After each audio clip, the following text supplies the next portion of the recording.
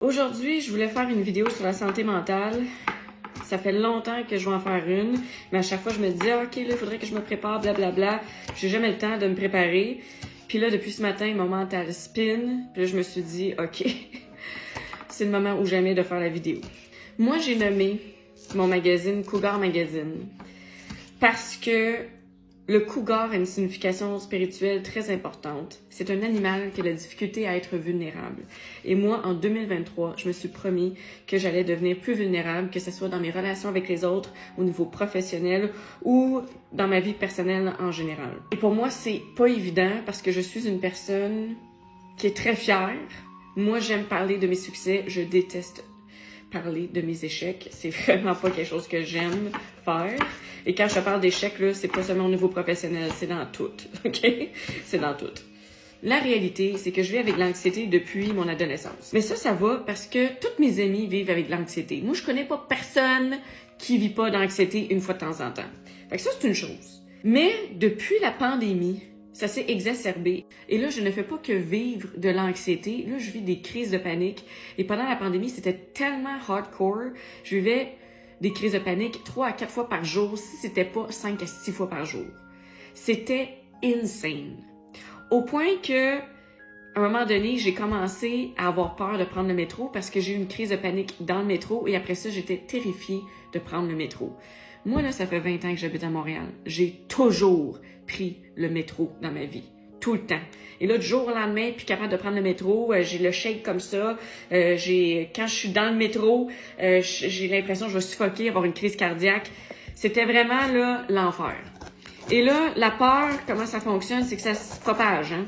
Fait que là, tu commences à avoir peur de prendre le métro. Après ça, tu commences à avoir peur de prendre n'importe quel moyen de transport. Tu commences à avoir peur de rentrer dans les établissements. Tu commences à avoir peur de sortir de chez vous. Tu commences à avoir peur de tout. C'était dégueulasse. Ça a été un des pires moments de toute ma vie. Et c'est sûr que je vais mieux aujourd'hui, mais des fois, j'ai encore le mental qui spin comme ce matin, puis l'affaire, c'est que j'ai développé un pattern de frustration par rapport à ma tête. Je vous explique. Par exemple, un matin, je me lève, je fais ma petite méditation, je fais mon tapping, je fais mes petites affaires, tout va bien. Mais là, je commence à penser à des affaires, puis je réalise que je suis pas dans le moment présent, puis je me dis, OK, Sandra, tu as un texte à écrire, soit dans le moment présent, soit dans le moment présent, soit dans le moment présent. Puis là, je réalise que c'est difficile. Fait qu'au début, je suis comme, OK, j'essaie de l'accepter. Donc là, je me dis, Sandra, t'es pas dans le moment présent, accepte-le et reviens dans le moment présent, reviens. Mais à un moment donné, je réalise que je suis pas souvent dans le moment présent et là, je commence à me fâcher. Et ça, c'est un pattern que j'ai développé depuis la pandémie.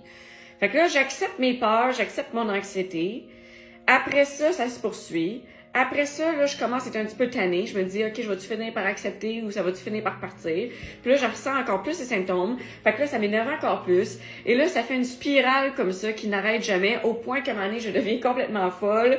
Je m'haïs, je veux tout détruire dans la maison. J'haïs la vie. C'est assez intense, mon affaire. Fait que là, je me suis dit, regarde, une des solutions qu'ils disent, c'est qu'il faut que t'en parles au monde.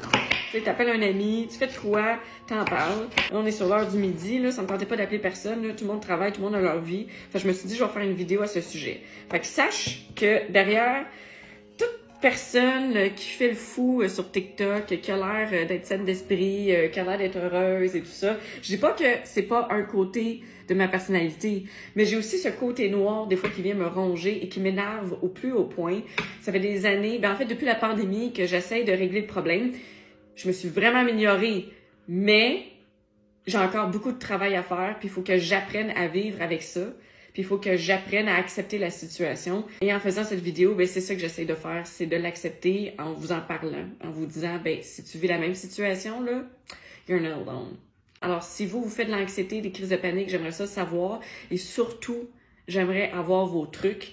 Parce que même si j'ai une boîte à outils pleine de trucs, j'ai toujours des petits moments où est-ce que j'ai l'impression que je vais perdre la carte, que rien ne va. Alors, si vous avez des trucs, je vous remercie déjà d'avance de me les partager. Je vous aime.